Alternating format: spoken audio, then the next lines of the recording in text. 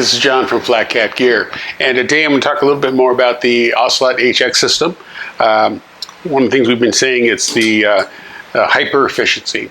Now, I think we need to come up with a definition of hyper efficiency, or actually what efficiency means, because when you look at canister stoves, just a generic canister stove, they actually all do pretty well in calm conditions. So what really separates stove performance is when the wind kicks up. And I think that's what I'm referring to when I talk about hyper efficiency, because this stove system outperforms any other canister stove system on the market today. This stove will work up to 7.5 miles an hour in our wind tunnel, up to 15 miles an hour in the field. The best cooking systems out there today are the MSR Wind Pro and some of the Jetboil, the Flash, and the Minimo. Those are great cooking systems. So what's the difference between this system and those? Weight. The Ocelot system is about half the weight of the Flash, and quite a bit less than the MSR wind burner. Let's talk about wind for a minute, because there's a lot of people talk about, well, it was, how windy was it? Is that high wind? That sounds like a light breeze.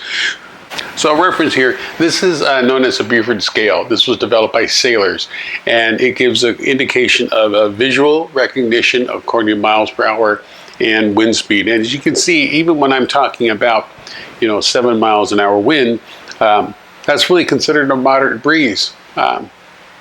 And so you have to understand, well, let's get on the same terms. When we're talking about breezes, I'm going to be using the Beaufort scale going forward. Now, just to give you an example, because one of the things I've been looking at is what happens when you have a stove that's pretty effective in the wind. Well, you're going to have to do things a little bit differently, because, for example, a Bic lighter is good to about 1.5 miles an hour. After that, it blows out. In fact, this is kind of a neat tool. If you're out in the wind and you can hold your lighter, light it and hold it, and the wind stays there, you know that you're less than about 1.5 miles per hour wind. So let's talk a little bit more about wind. The second thing to understand is wind varies with elevation. There's a whole science behind boundary layer theory. What it comes down to is technically the wind speed at ground zero, absolute zero, is 0 miles per hour. As you move up, you get a thickening gradient. Here's an example of what that looks like. So even if you're in a windy condition, you can save yourself a lot of hassle by putting your stove on a clear space down on the ground. Don't put it on a table. Don't put it on a bench. Put it down on the ground. A number of people have said, I don't need a windscreen because I can just use a rock or a tree. That is true, except one thing you have to remember is when you have an object like that, it creates eddies. And so here's a diagram again showing airflow going over rock, and you can see how it swirls around. And even if you have wind protection, you're going to get currents and eddies blowing around that stove. And again, if you have a BRS 3000, you probably recognize that, because even finding wind shelter, your stove performance is probably pretty bad. And again, as a reference, you want to check it, take a lighter, light it. If the lighter stays lit, it's probably less than 1.5 miles per hour. Again, that being said, now if you're in a windy condition, you've got a stove system that's once lit, works well. The question is, how do you light it? Well, that's where you're going to have to find shelter or use your body as a wind block. The other thing we've been experimenting with, again, is remember we have these inlet holes in the bottom. We're looking at being able to light it from the bottom, getting it close, lighting it and turning the gas up.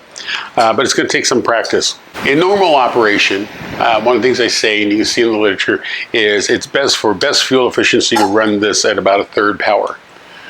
So get used to cranking it up, turning it back down, and seeing what 1/3 power is. No wind blowing. Again, check your lighter. If the lighter stays lit, probably pretty good. Keep it low. It'll work fine. That doesn't work at high wind velocities. At high wind velocities, the wind is smacking the side of the HX fins, and it's building up pressure, and it will push the flame off the center.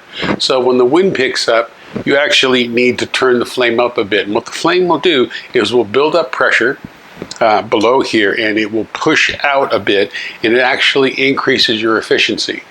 Now, if you crank it up too much, you will see flames shooting out the inlet ports on the bottom. That's bad. You don't want to do that. That's way too much. And to get used to this, you're just going to have to practice and listen to your stove.